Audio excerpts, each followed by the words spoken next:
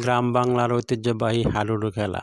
এই খেলা তো এখন আর দেখা যায় না, কিন্তু তারা তো আসলে খেলার দেখা না গেলেও তারা এই খেলাটাকে এখন নতুন করে খেলা দিয়ে মানুষকে আনন্দ দেওয়ার জন্য চেষ্টা করতেছে।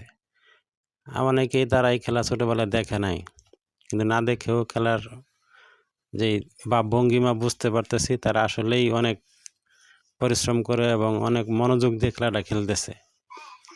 তা আপনারাও একটু মনোযোগ দিয়ে দেখেন, লাইক এবং সাবস্ক্রাইব করে দিবেন, সবার কাছে অনুরোধ। একটু লক্ষ্য করলে দেখতে পারেন একজন প্লেয়ারের গেঞ্জি ছিঁড়ে ফেলেছে। প্রথমবার একটু ছিঁড়েছে, দ্বিতীয়বার ওই গেঞ্জিটার পুঁজি করেই অনেকে তাকে ধরার চেষ্টা করে, কিন্তু দ্বিতীয়বার আবারও সেই গেঞ্জিকে ফলো করেই সে তার গেঞ্জিকে মার্ক করে গেঞ্জিতে ধরে নিল।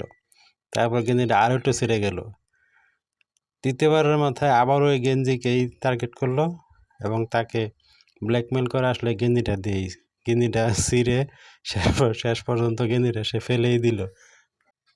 এই খেলাটা আসলে ঈদ উপলক্ষে অনেক মানুষ একসাথে জড়ো হয়েছে, এই কারণে এখন বিয়াস্তা এবং আবিয়াস্তা এই দুই দল মিলে খেলা শুরু হয়েছে।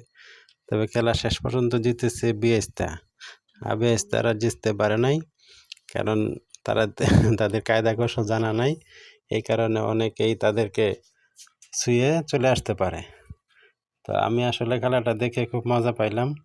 আপনারা কে কী মজা পাইলেন কমেন্টে জানাবেন। কমেন্টে জানালে নতুন করে আরও খেলা বাকি আছে, ওই খেলাগুলো আমি ভিডিও করে পোস্ট করার চেষ্টা করব।